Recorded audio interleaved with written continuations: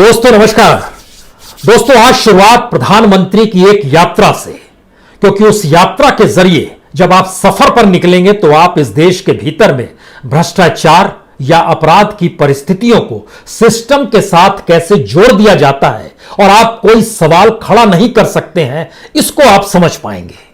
क्योंकि प्रधानमंत्री मोदी 2014 में जब देश के प्रधानमंत्री बने तो उसके बाद उन्होंने पहली सबसे लंबी यात्रा जो की थी वह 9 अप्रैल 2015 को 3 देशों की यात्रा पर निकले थे।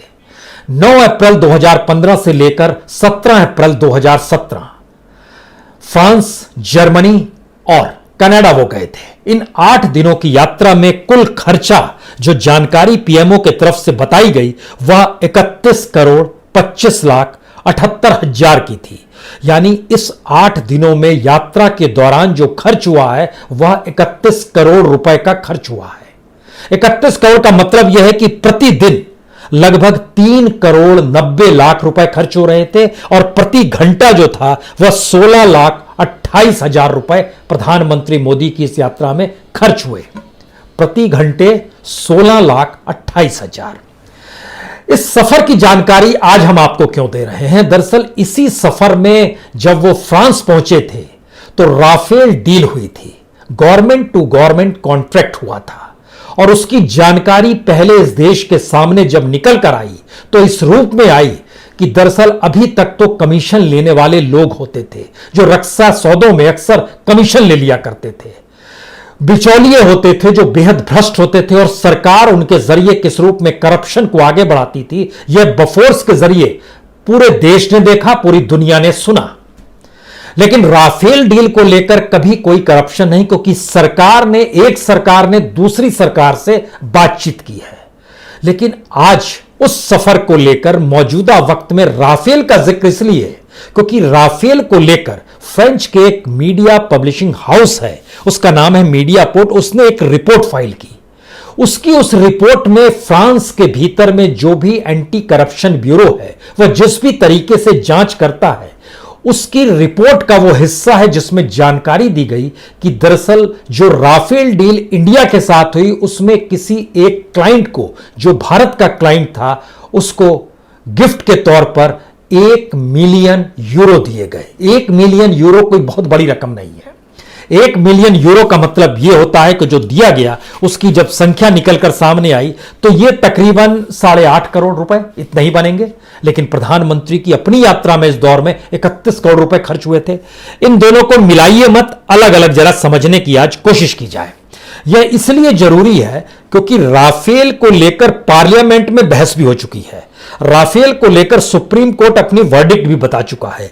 लेकिन इस राफेल की कीमत क्या है देश हित में सरकार ने आज तक नहीं बताया है। इतना ही नहीं, सीएजी जिसका की काम है हर मिनिस्ट्री के ऑडिट को करना, वहां पर जो भी डीलिंग्स होती है, जो भी खर्चे होते हैं, जो भी राष्ट्रीय अंतर्राष्ट्रीय सौदे होते हैं, उन खर्चों की ऑडिट करके वो जानकारी देती है।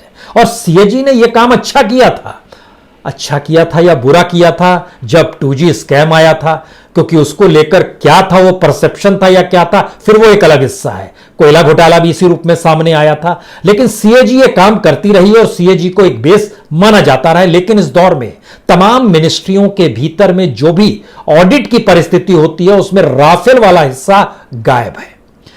उसको लेकर कोई रिपोर्ट सीएजी ने नहीं दी। इसके मतलब मायने क्या है? क्योंकि एक तरफ झटके में यह बात आई कि क्लाइंट को, जो भारत का क्लाइंट था, जो भारत की एक डिफेंस से जुड़ी कंपनी थी, उसको 1 मिलियन यूरो गिफ्ट के तौर पर दिए गए। और यह निकला कैसे, यह भी बहुत दिलचस्प है। यह फ्रांस में निकला है। फ्रांस की सरकार की जो एंटी करप्शन टीम है उसने निकाला है, उसने चीजें एडिट की है। लेकिन होते होते आखिर तक पहुंचते पहुंचते चूंकि यह गवर्नमेंट टू गवर्नमेंट डील थी, उसने उसके आगे की इन्वेस्टिगेशन को फिलहाल रोक दिया है। लेकिन यह बात निकल कर जरूर आई। हम इस पूरी कहानी को आपको बताएं उससे पहले 2-3 चीजें आपके जहन में साफ होनी चाहिए। पहली बात यह, जब करप्शन और क्रिमिनलाइजेशन सिस्टम का हिस्सा हो जाएंगे तो आप वाकई सवाल कोई भी खड़ा नहीं करते हैं। जैसे देश की संपत्ति को अगर निजी हाथों में दिया जा रहा है, बेचा जा रहा है, मोनेटाइज किया जा रहा है, आप सवाल नहीं करेंगे। इस देश के पीएसयूज को कौड़ियों के मोल अगर कॉरपोरेट को बेचा जा रहा है तो आप सवाल नहीं करेंगे। इस देश के बैंकों को अगर दुनिया के बड़े बैंकों को बेचा जा रहा है उनके हाथों में, आप सवाल नहीं करेंगे। रिजर्व बैंक से जो डिविडेंड के तौर पर सरकार को पैसा मिलते रहा है, सरकार ने एक ऐसी व्यवस्था की कि सरप्लस पैसा वो रिजर्व बैंक से अपने लिए लेती चली जाए, आप सवाल नहीं करेंगे। इलेक्ट्रल बॉन्ड आएगा, उसके जो खरीदार होंगे वह देश के हों या विदेश के हों, विदेश में वो चाहे राफेल बेचने वाले हों या कोई दूसरा धंधा करने वाले हों, वह भी अगर इलेक्ट्रल बॉन्ड खरीदकर किसी पॉलिटिकल पार्टी को भारत में लाभ पहुंचाएंगे तो आप सवाल नहीं करेंगे, क्योंकि कानून है, उसकी जानकारी नहीं देनी है और यह पार्लियामेंट में पास किया जा चुका है। इसी तरीके से जो रक्षा सौदे होंगे उसको लेकर कोई भी डिफेंस या संसद की कोई कमेटी को शामिल ही नहीं किया गया होगा, फिर भी आप सवाल नहीं करेंगे। सनराइज समाचार को सब्सक्राइब करें और बेल आइकन को ऑल पे सेट करें ताकि आप हमारी आने वाली वीडियो का नोटिफिकेशन सबसे पहले पा सकें।